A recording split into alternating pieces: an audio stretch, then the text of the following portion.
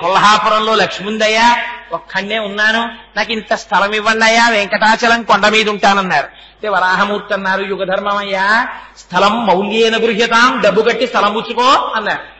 అంటే ఆయన కూడా స్థలాల అమ్మకం మొదలుపెట్టారు. రియల్ ఎస్టేట్ వ్యాపారం మొట్టమొదటి వరాహమూర్తి మొదలెట్టారేమో ఈ దేశంలో. అంటే వెంకటాచలపతి అన్నారు, అయ్యో నేనేమిస్తానయ్యా, లక్ష్మి దగ్గరుందా? కొల్హాపురంలో ఉంది. కొల్హాపురంలో లక్ష్మీదేవి ఉంటే నేను ద్రవ్యం పట్టుకొచ్చి నీకేమివ్వను. అందుకని స్వామి ద్రవ్య రూపంలో నీకొకటి ఇస్తాను. ఏమిటది?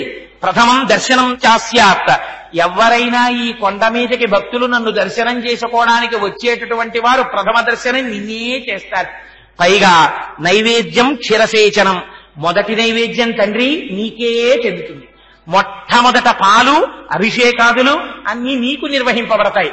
అర్చన నీకు జరిగిన తరువాత నాకు జరుగుతుంది, నైవేద్యం నీకు జరిగిన తరువాత నాకు జరుగుతుంది. మొదటి దర్శనం నిన్ను చూశాక నన్ను చూస్తారు.